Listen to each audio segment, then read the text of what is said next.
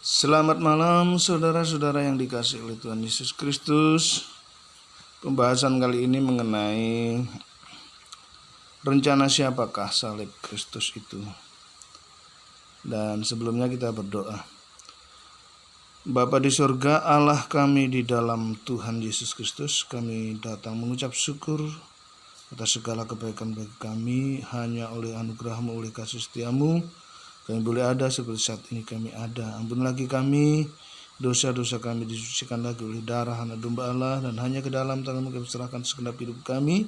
Biar Roh Kudus memimpin kami untuk kami berbicara, dan yang mendengar juga Tuhan yang bimbing dengan Roh Kudus-Mu untuk mengerti firman-Mu. Di dalam hal ini biarlah nama Tuhan saja yang dimuliakan. Di dalam nama Tuhan Yesus Kristus kami berdoa. Haleluya. Amin. Yang sedang viral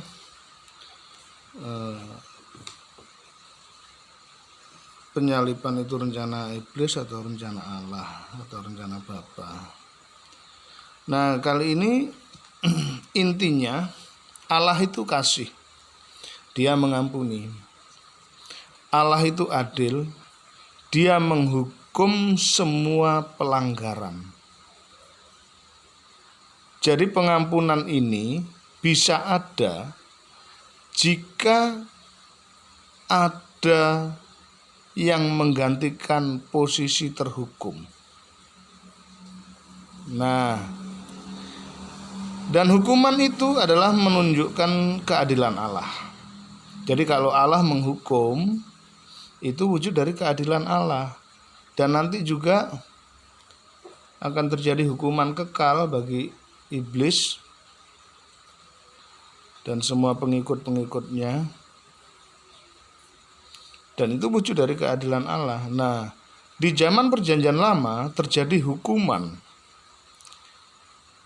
yaitu pada saat air bah zaman Nuh di Kejadian 7, Kejadian 19 yaitu Sodom Gomora dibakar api.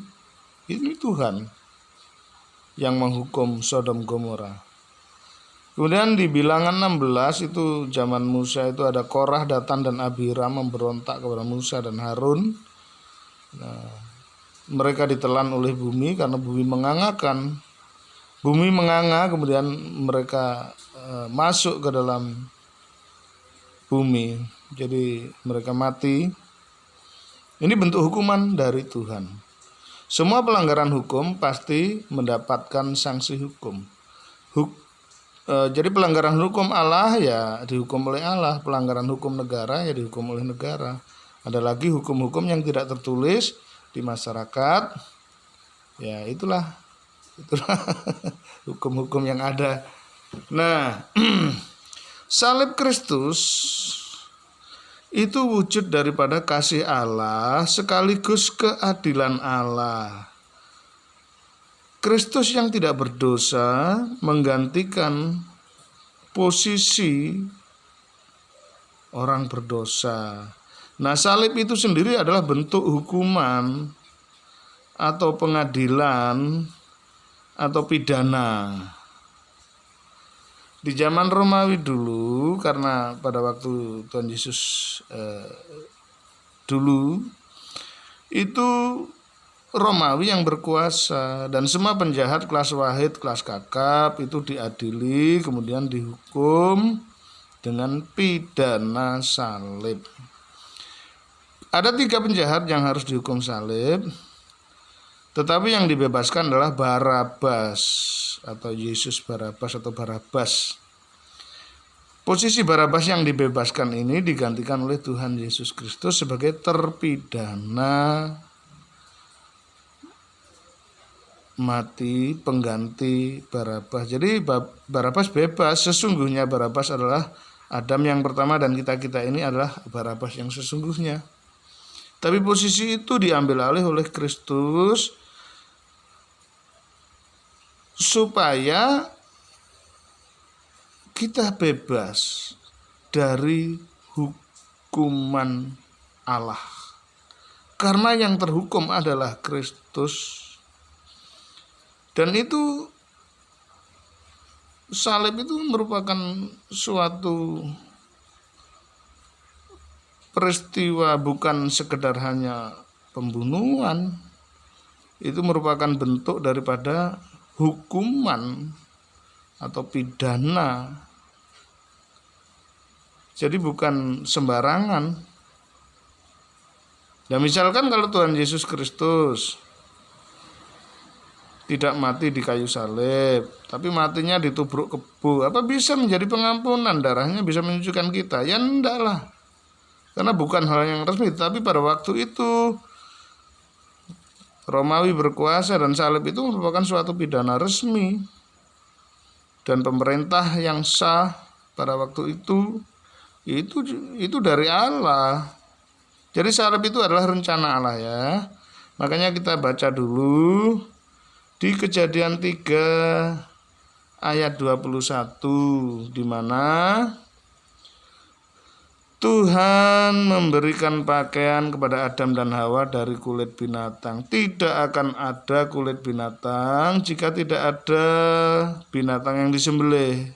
Jadi binatang itu harus disembelih dulu, kemudian diambil kulitnya untuk menutupi aurat Adam. Nah, yang nyembelih binatang ini Tuhan sendiri yang memberikan, mengenakannya kepada tubuhnya Adam dan Hawa, ini juga Allah sendiri. Kemudian Kejadian 3 ayat 15 itu tentang keturunan perempuan dan ular, tentang Kristus dan iblis.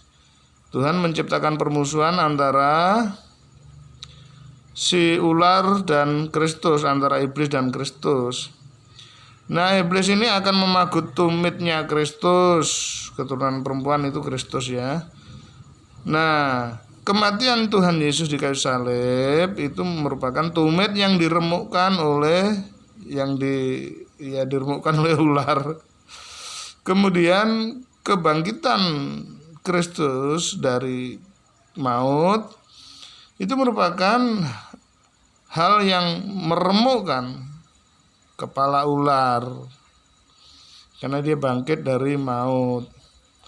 Karena upah dosa adalah maut, dan Adam sudah melakukan pelanggaran. Nah, dalam hal ini iblis berdosa, manusia berdosa. Malaikat berdosa disebut iblis atau Satan atau setan. Iblis tidak dapat pengampunan karena tidak ada posisi pengganti. Nah, kebetulan Adam atau manusia kita ini harusnya dihukum, tapi ternyata Tuhan Yesus yang dihukum di kayu salib, walaupun Pilatus sendiri tidak mendapatkan kesalahan apapun. Kemudian dibawa ke Herodes, Herodes juga tidak mendapatkan kesalahan, kembali lagi ke Pilatus. Nah, oleh karena demo orang-orang itu, Yahudi pada waktu itu, seperti Ahok di demo 212, akhirnya Kristus disalibkan. Jadi intinya kematian Kristus memang harus di kayu salib, karena itu hal yang resmi.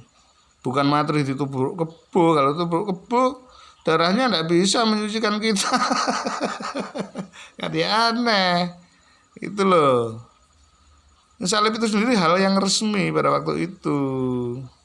Dan itu semua dinubuatkan di Perjanjian Lama. Seperti Musa meninggikan ular di padang gurun, demikianlah anak manusia harus ditinggikan. Jadi ular tembaga itu berbicara hukuman. Makanya di kemah suci di halaman itu mezbah korban bakaran juga terbuat dari tembaga. Jadi berbicara hukuman ini menunjukkan keadilan Allah, bukan suatu kejahatan loh ya. Keadilan Allah itu bukan suatu kejahatan loh ya. Oh, ini menyalibkan Yesus rencana Allah jahat. Oh, bukan, ini bentuk hukuman supaya adil. Memang begitu, karena posisi iblis ini sebagai pendakwa, dia tidak dapat pengampunan, akhirnya ia memposisikan diri sebagai pendakwa atau jaksa penuntut umum. Kemudian Allah hakimnya, Bapa hakimnya, kemudian Kristus ini sebagai pembela kita, avokat, sebagai pembela. Begitu ya. Jadi posisinya begitu. Jadi salib itu sendiri rencana Allah, bukan rencana iblis. Tetapi dalam proses ke arah Tuhan Yesus berjalan menuju ke salib, memang ada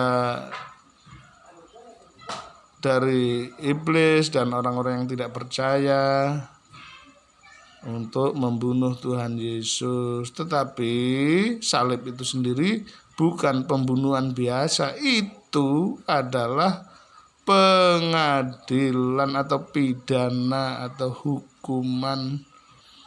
Jadi bukan kalau matinya ditebruk kebo ya nggak ada darahnya bisa menyucikan kita. Dan siapa? Ini kan Tuhan Yesus menggantikan Barabas.